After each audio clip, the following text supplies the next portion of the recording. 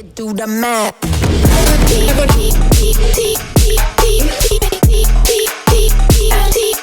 Holla, my name.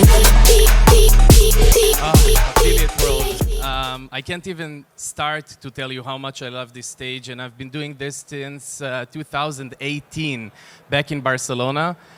Hopefully, I've gotten better. I'm not that good at building presentations and designing them, but I'm very good with the information dump that you guys are going to get. This is one of my most advanced and tactical presentations that I have ever written. Everything here is new, and everything here is stuff that I currently use. So it's going to be an information dump for sure. It's everything that I basically do right now, from Google Ads to Meta. We're going to go through very advanced stuff, and I hope that you get as much value as you guys can. This is me. By the way, that QR code, you're going to have a link to my YouTube channel, my Instagram thing, everything is there. And this QR code is going to be following us throughout the presentation. So if you want to subscribe and add me after, you're gonna get lots of value from the free content that I share. I do not have a course or something like that. I have e-com brands, some lead gen stuff. With the e-com stuff, I'm gonna go over $100 million this year in revenue. I have a small agency, and I do this. So I'm a moderator with Affiliate World Forum, formerly STM, and I just absolutely love this industry.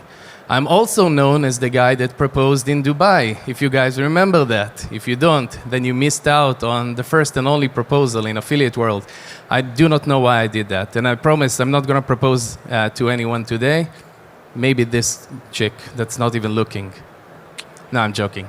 And yes, for those who are skeptical if it was true or not, we did get married, and this is the first time that I'm sharing this, but we are pregnant also.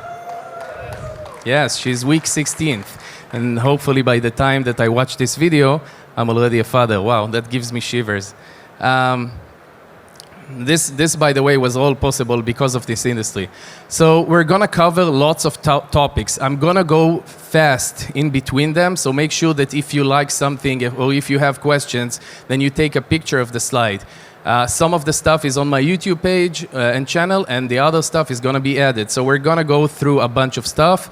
Some targeting features on native. We're going to talk about why and how CPMs and CPCs on Facebook right now are crazy, and two very advanced and smart methods that you haven't thought of in order to really lower the CPC. We're going to talk about the halo effect, how to get more sales on Amazon, how to get more sales on the branded searches stuff, on your e-com and lead gen stuff. We're going to talk about how to extract everything from being managed at an ad platform. I'm going to go over some tactics on Google Ads, like similar websites, search intent, and how to use the Google audiences in order to really extract things. Everything here is a very, very easy way on how you can basically either lower your CPA or get more volume. We're going to talk about micro conversions on Google, location-based campaigns, very easy win usually. And we're going to talk about what I call creative misconception. And at the end, I'm going to share some Facebook hacks that I haven't heard anyone talk about these. So let's start. Everyone knows and everyone experienced how CPMs and CPCs right now on Facebook are going completely crazy. And we have read that Facebook released a report, and they were saying that they're changing the algorithm, and the CPMs and CPCs are likely to go up, basically. And I think that there are two types of media buyers. The first type is someone who's new to the industry. They mostly care about CPAs. They don't care about CPCs and CPMs that much, as long as they get CPAs, good CPAs. And at the end of the day, I think that if you want to have a campaign that's scalable and a campaign that you can actually keep, stable throughout the CPA that you need, the only way is to get those low CPCs and CPMs basically compared to what you need to get, or compared to your industry, product, or niche. And that's the only way to actually stabilize the campaign and scale it. So what do people usually do when you have a very high CPM or CPC campaign? Usually people create more ads, right? But I want to suggest two things that have been working very good for me. So for anyone here that's running search or content arbitrage, lift your hands. Okay, so quite a few. I don't know if you ever tested, but if you go and test VSL versus search arbitrage page, for example, for the same niche, you're going to see that you get 90% less CPC. And what that tells me, as someone who really is challenging the system always, is that the system on Facebook right now is very much like Google, that's actually looking at the content. They want to see that you actually provide value. So when you launch a VSL page that just is a video, the platform doesn't really know what value you're actually giving. But when you launch or you send people to a page that has lots of content, pictures and text, then basically the CPC is much, much lower. So that's one thing that you want to consider, the quality of your page. The second thing that people are missing out on is the fact that there is a way for the algorithm to check the quality of the ad, regardless if it's a picture, a static image, or a video. And usually what people do, they create the video within the specs of whatever they want on Facebook, Reels 9:16, 16:9, and 1:1. But they forgot that also if you push the quality of the image higher, then the algorithm would also rate that image or video high. This is the first time I'm sharing this, but the way I test if the algorithm is going to check if it's good or not, believe it or not, is on Bing, on Microsoft Advertising. I launch a campaign there, video campaign, and when I upload the video, it would tell me if the quality is poor or good. You want to make sure that Bing rates your videos as excellent quality, because on my experience is that it's not obviously the same algorithm because it's different companies, but it's the same way that the algorithm checks it. So that's a very good way to check it. Once you get a very good high quality video or image, Facebook would rate you higher and your CPCs would go down. That's a very easy thing that would allow you to overcome your competitors. Let's talk a little bit about Facebook. So we have ASC, ABO, and CBO, and in order to really understand how Facebook works, you need to understand the evolution. So when Facebook started, we only had CBOs, and then Facebook transitioned into the campaign structure on Google, which is ABO. You have a campaign, ad sets, and ads inside. And then we got ASC not too long ago, which is the advanced shopping campaign. And if you already know Facebook, you know that when they introduce something new, the old thing doesn't really disappear. It either stays in certain ways or it changes. So basically, it turned into ASC that we have right now. So the way I see it is that we have ASC, which is super automated campaign. Even the audience is super optional there. CBOs that are more, let's say, smarter, and it takes like 3 days for the campaign to really dial in. And then you have the more analog ABO. I usually use ABOs in order to test creatives, and then I would throw them into either CBOs or ASC when I want to scale. So the thing that I wanted to talk about in regards to that is basically, these are three, the way I see it, is that there are three different algorithms. And you have two approaches when it comes to A/B testing. What I did is I tested the same type of creatives, the same type of landing page, and the same type of offer with ASC and with CBO campaigns. And the different advertorials that when I A/B tested it, that actually managed to work were completely different between the two. And this is something that is continuously happening. And there are kind of like many theories to it. The first one says that basically because the algorithm already recognizes who purchases, who buys, what the audience is, and it already recognized the initial page, then it's gonna, get a higher conversion rate on that page. The second theory means or says that because we're using different algorithms in ASC versus CBO, then we're gonna get different placements, different audiences. Because if you think about it, what's the difference between ABO, CBO, and ASC? You're getting the same placements, it's the same stuff. It's not like it's on different placements, like a different network on the Google ads. So what I think or recommend that you should do is when you A/B test, make sure that if you're using any kind of tracker, red track, volume, make sure that you open up separate campaigns for ASC and separate campaigns for CBO, because different advertorials, different upsells, and different flows are going to work differently within every part of this one.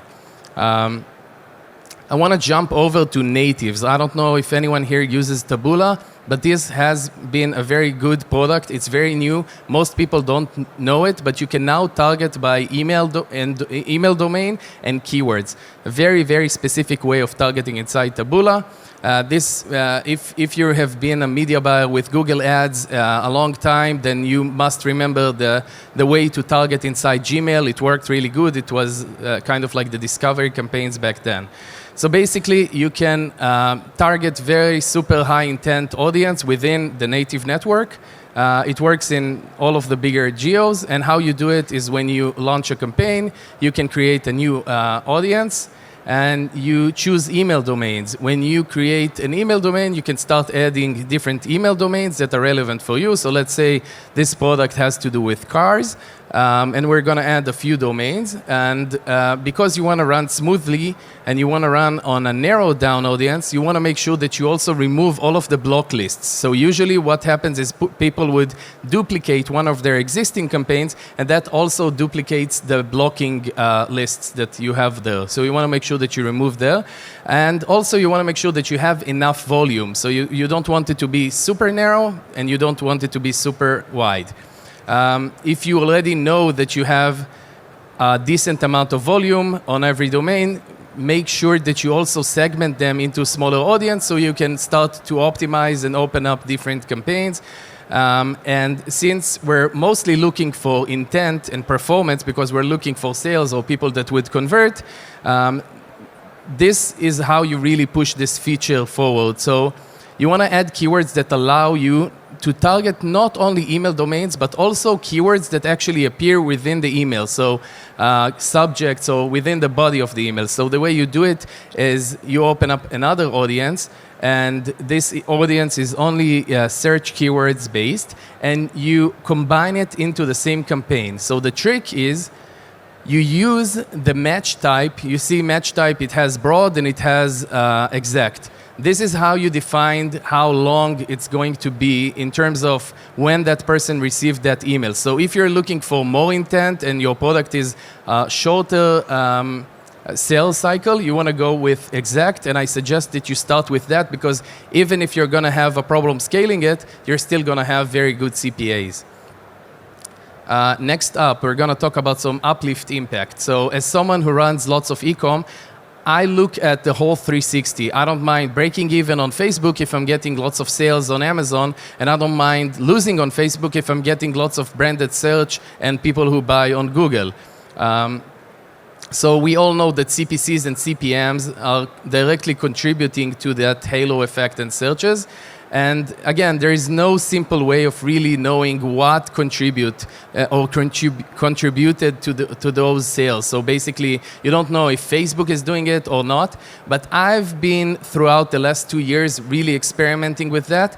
And this is the list I created in terms of the biggest impact on halo effects. TikTok, natives, YouTube, and then Google and Instagram. The reason why I think TikTok creates the biggest impact is the fact that it's the biggest discovery platform out there right now, and people actually compare. So these are the people who would not be scammed or don't want to be scammed. They go on Amazon, they search for the prices and stuff like that. With natives, you're just getting high quality and low CPMs, and with YouTube, you're getting super high quality and usually lower CPCs than Facebook.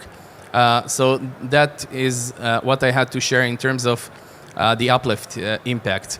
Let's talk about how to extract everything from really being managed. So we all know that if you've been a media buyer long enough, you know that it's very hard to run on some ad platforms if you are not managed there. So this was really written in blood, and I'm going to give you a few commandments on how to really extract everything that you can. First thing, you want to negotiate. If you spend a lot or if you intend on spending a lot, the smaller platforms, and even Facebook would negotiate some sort of like cashback or coupons or tests that they want you to do in order to get some money back. So you want to do that definitely. There are also levels to different teams. So for example, if you're running an e-com product and you are being assigned to someone who works within the arbitrage space, you're probably not going to get all the benefits and all of the knowledge that that person has to give to you. The third thing is you want to ask, they almost always have some beta features, some experimental stuff. You want to extract everything that you can.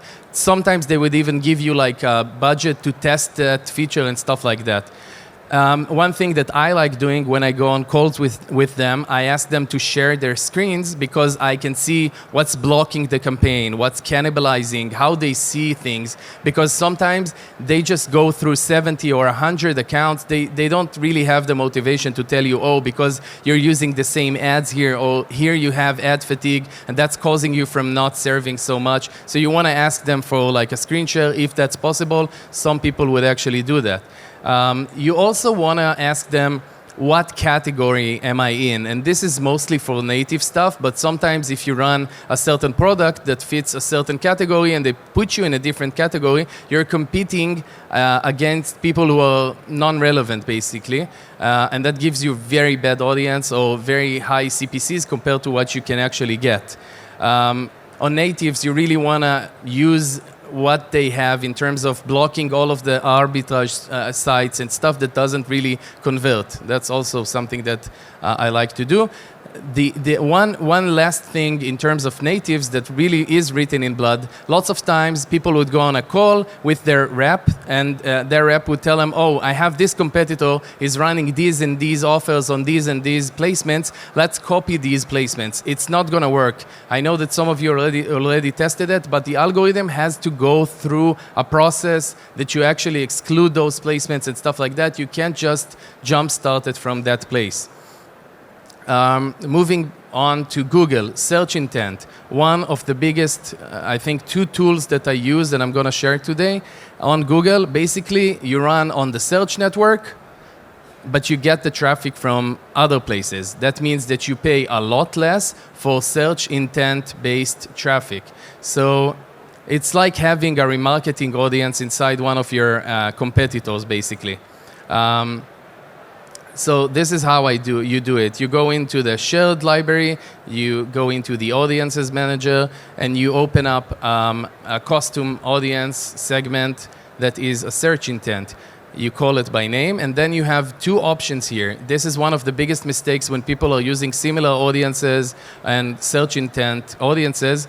They're allowing the system to choose the default option, which is people with these interests. That means that you're targeting broad, you're not really targeting keywords. You want to choose the second option, and you want to add as many keywords as you can. And again, if you're running a search campaign already and you have those winning keywords, just import them into that campaign because it's going to work better. I don't know who here is old enough, but that's the example that came to mind, that company. But let's say we're selling phones, then one audience that I would usually do is my brand, the other audience would be competitors, and then the third audience would be like just long tail keywords that are just, I like to segment everything because in Google you can actually use these audiences and see whatever is working good or not. So these are the types of usually audiences, the three initial ones that I do. With similar audiences, basically it's a way to use the equivalent of a lookalike audience just within Google without using your own pixel. So Google is going to create audiences based on people who surfed specific websites. So this is how you create it. You go into the same spot and then you choose basically websites. Here too, I like to create three types of sites. My own website, my competitors' websites, and then a generic long tail type of audience. If I already know that I have a very large competitor, then I would segment them into a separate audience. I know it's a lot, but I really wanted to share lots of stuff, so I hope you guys enjoy the value. The other thing is how people can actually extract a lot from the way that Google audiences work. And this is something that really helps me just remove a lot of like the bad traffic and lower the CPA by a lot. The reason is that when you run on Facebook, you have certain audiences, you have certain placements, but you don't know which audience is really converting better. With Google, you can actually separate and drill down to specific audiences. So that helps you not only target better, but also you can start excluding. So even if you start a very wide campaign, you can see whatever audience is not doing well, and you can either beat it down or exclude it. So how you do that is when you go into audiences and then you start adding. I just like to add a bunch of stuff from my own costume audiences to lookalike audiences, and then even some in-market audiences. Make sure that you choose observation, which is what's recommended, because you don't want to target those people. You just want to get information about those segments and then start excluding, bid adjusting, or separating and opening up a new campaign with these audiences. That really helps you, one, optimize faster. It helps you decide which audience is not reacting good. So even if you target wide and you see that this in-market audience doesn't work, you can always exclude it, and it just works very good for me. I want to jump into some Facebook hacks, and I know that this is really an advanced group of people, and you've all been in the industry in one way or another, so I really thought what I can bring you guys in order to really jumpstart it. So a few tips that really are a game changer for my campaigns. The first one, placement exclusions. When I get a new campaign up, and I've tested this with a lot of money, so trust me, if you start excluding some live in-stream live placements and stuff like that, that would be an instant CPA drop. The second thing is if you're doing any type of like longer video, like a VSL or something like that, open up a separate campaign that only targets Wi-Fi and stuff like that. You will see, if you are using a tracker, you will see that people that watch the video would be just better on that campaign. The third thing is audience controls, and this really works good with ASC because ASC is targeting very wide. You almost have no control over lots of things. So when you open up, this is something that you manage within the account level. You can click on see audience controls and then placement controls, and you can start removing some placements and experiment with whatever works for you. One last thing regarding attribution settings, this is something that I found people are not really touching. So my general rule of thumb is that for everything that is a longer sales cycle or a longer or a higher ticket, I would leave it at 7 days. For anything less than that, I usually switch it to 1 day click, and then I remove the engagement and I remove the view through. So basically you're getting enough conversions.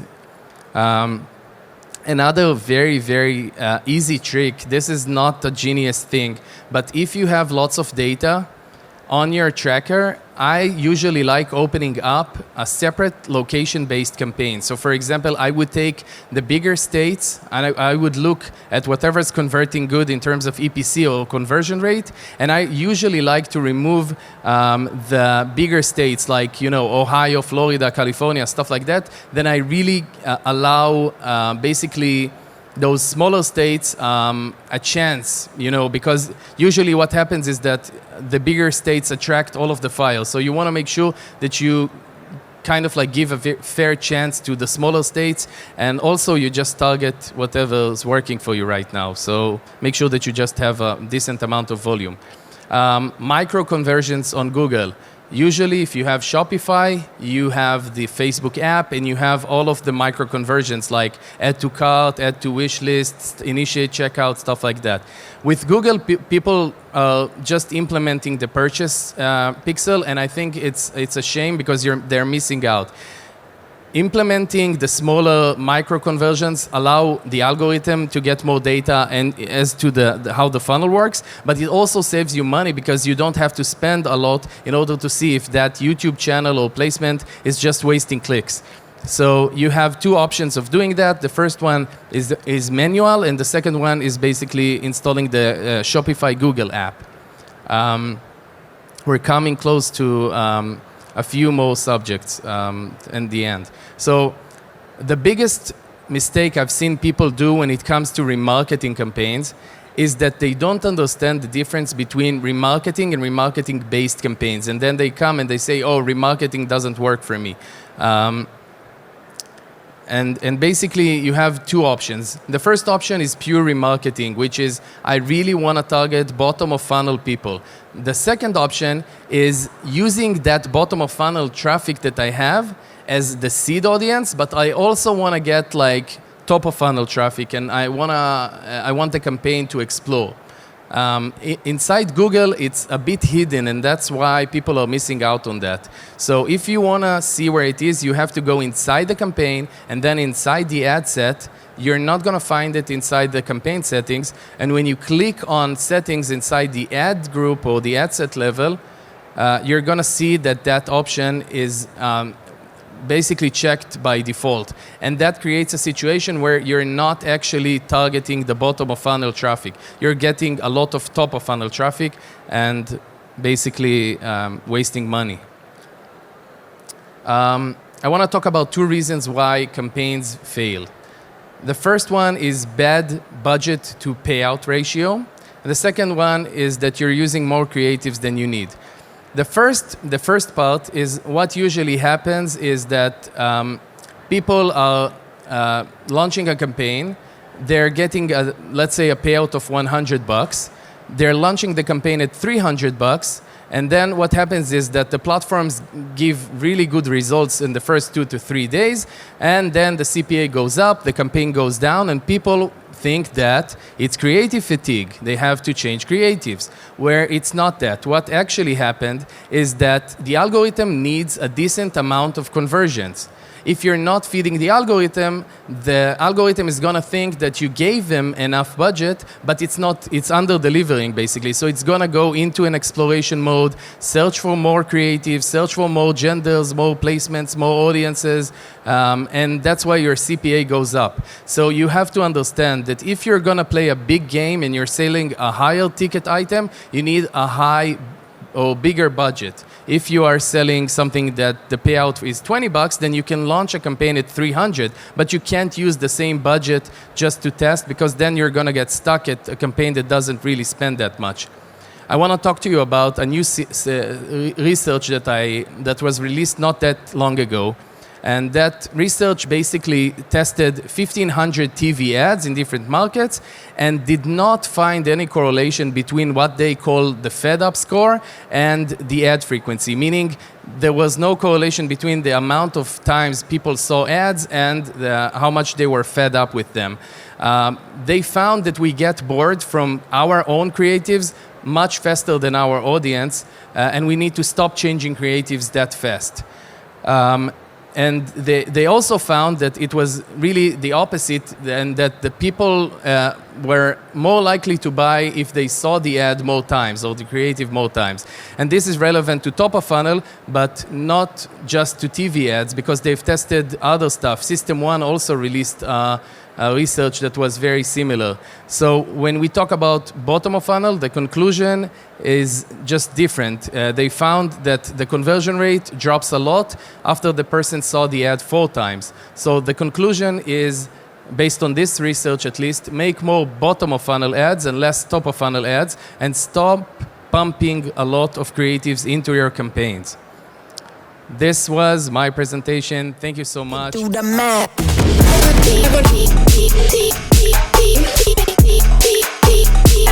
Holla, holla, round